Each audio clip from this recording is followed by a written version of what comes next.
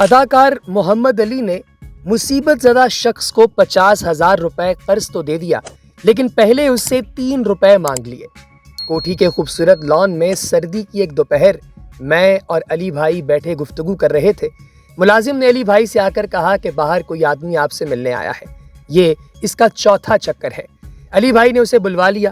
کاروباری سا آدمی تھا، لباس صاف ستھرا مگر چہرے پر پریشانی سے جھلک رہی تھی۔ شیو بڑی ہوئی، سرخ آنکھیں اور بال قدرے سفید لیکن پریشان۔ وہ سلام کر کے کرسی پر بیٹھ گیا تو علی بھائی نے کہا، جی فرمائیے۔ فرمانے کے قابل کہاں ہوں صاحب جی، کچھ عرض کرنا چاہتا ہوں، اس آدمی نے بڑی گمبھیر آواز میں کہا اور میری طرف دیکھا جیسے وہ علی بھائی سے کچھ تنہائی میں کہنا چاہتا تھا۔ علی بھائی نے اس سے کہا، آپ ان کی فکر نہ کیجیے، جو کہنا ہے کہیے۔ اس آدمی نے کہا کہ چوبرجی میں میری برف کی فیکٹری ہے علی صاحب۔ جی، لیکن کاروباری حماقتوں کے سبب وہ اب میرے ہاتھ سے جا رہی ہے۔ کیوں؟ کیسے جا رہی ہے؟ علی بھائی نے تفصیل جاننے کے لیے پوچھا۔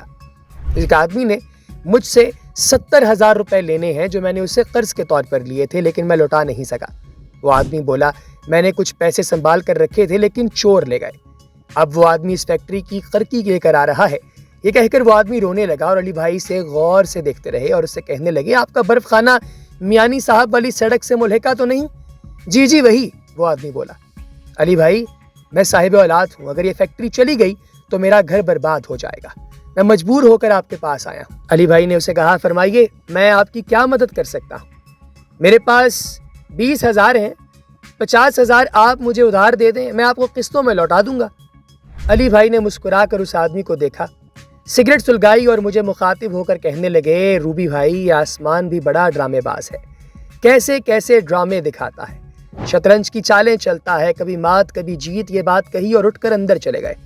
واپس آئے تو ان کے ہاتھوں میں نوٹوں کا ایک بنڈل تھا۔ کرسی پر بیٹھ گئے اور اس آدمی سے کہنے لگے، پہلے تو آپ کی داڑھی ہوتی تھی۔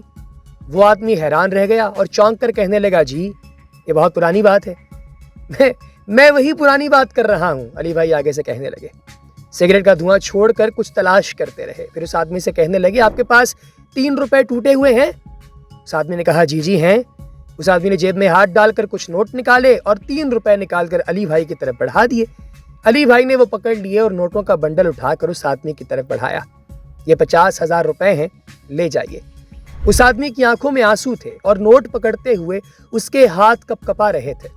اس آدمی نے جذبات کی گرفت سے نکل کر پوچھا، علی بھائی مگر یہ 3 روپے آپ نے کس لیے لیے؟ علی بھائی نے اس کی بات کاٹ کر کہا کہ یہ میں نے آپ سے اپنی 3 دن کی مزدوری لی ہے۔ شخص کہنے لگا، مزدوری؟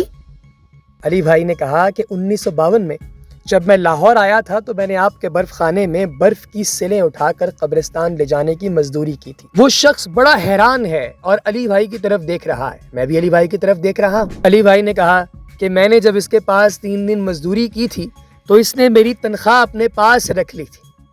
آج میں وہ تنخواہ ان سے واپس وصول کر رہا ہوں۔ علی بھائی مسکرائے اور وہ 3 روپے اپنی جیب میں ڈال لیے اور کہنے لگے، آپ یہ 50,000 لے جائیں، جب آپ سہولت محسوس کریں تو یہ واپس دے دیجیے گا۔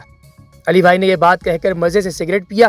میں اور وہ آدمی کرسیوں پر یوں بیٹھے تھے جیسے ہم زندہ آدمی نہ ہوں بلکہ فرعون کے عہد کی 2 حنوط شدہ ممیاں کرسی پر رکھی ہوئی ہوں۔ دوستو، یہ کہانی پاکستان کے معروف اداکار محمد علی کی ہے، جسے انیس احمد عقیل روبی کی کتاب کھرے کھوٹے کے اندر تحریر کیا گیا ہے، جس سے آپ اندازہ لگا سکتے ہیں کہ انسان اس دنیا میں کہیں بھی جائے، گھوم پھر کر وہ اپنی اصل کی جانب لوٹتا ہے اور کسی کو دیا ہوا دھوکہ آپ تک واپس پہنچاتا ہے۔ لہٰذا محتاط رہیے۔